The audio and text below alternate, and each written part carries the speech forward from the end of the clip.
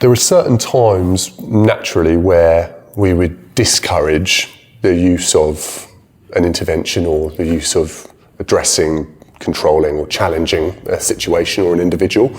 And I appreciate that often leaves us with two options, doesn't it? Completely avoid, de-escalate, diffuse, prevent. Yeah. When you're teaching this, how do you put emphasis on those two alternative options as well? Because we always want people to use force as a last resort, don't we? Yeah, of course. Yeah. So I sort of teach it in a hierarchy in regards to avoid, diffuse, control. So avoid, if we're not there, we can't be hurt. Yeah. So it doesn't necessarily mean run away completely, but it is, can we create space? Can we observe? Can we get more information? That's an option, isn't it? Yeah. Yeah. Means that we're thinking about actually what's next. Diffuse, de-escalate, trying to communicate with that person, trying to establish why are they doing this? What's happening? Can I get information? It might be that actually, do you know what? I'm not working, or I haven't got a good rapport with this person, but you have, so now we switch. So that way then you take the lead on communication, so we're trying to de-escalate them there. Recognising people's triggers, what works, can we meet their needs, that preventative strategies. People often get confused with control as well, because as you talk about control, think about controlling people. Yeah. So they go straight to, right, physical intervention now. Well, it might not be.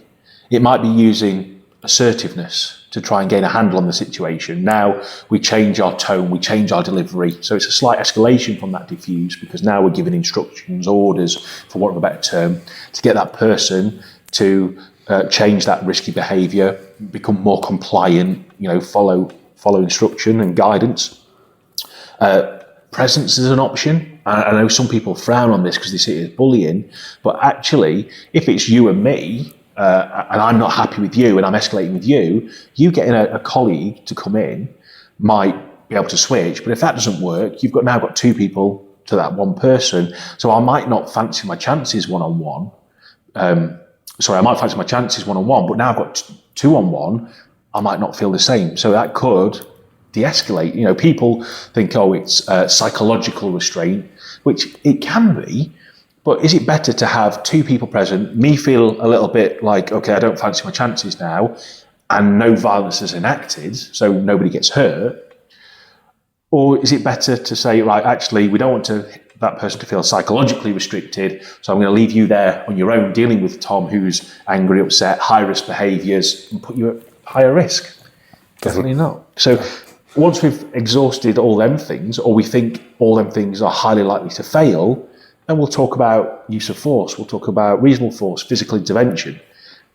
Do I have to do something deliberately in order to prevent you from moving or your freedom, but is in the best interests of everybody involved? So by that way, we're thinking about, is use of force always the last resort? Sometimes it might be your only resort because of the situation that we're faced in, but then by default, it's your last resort. It's a necessity, isn't it? Yeah. And it's not just a necessity, it's an absolute necessity, isn't it? And that's where we have to make sure that we're teaching people diligently to understand, yes, use of force is acceptable in some situations, not every situation. Everything else either has to have failed or highly likely to fail before we can have that honestly held belief and say, this is what we're doing. This is our only option. Yeah. And let's face it, there are many situations, isn't there, where we would completely discourage the use of that intervention, where we'd say, look, completely avoid the situation, get yourselves out. There's many times where we'd say, actually, can we control the outcome? Can't control the outcome. What is the point in going into the situation if we think, honestly, we are not going to be able to control this? If you and me were told, right, walk into this room, there's 10 people here, just you two, you have to remove all 10 of them. We're not going to be able to do it. Let's just be realistic. We're going to arrive, there's 10, it's not happening, and we get ourselves back out.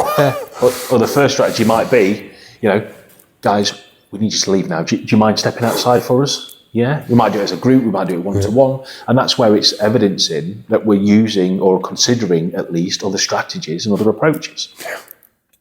Last resort.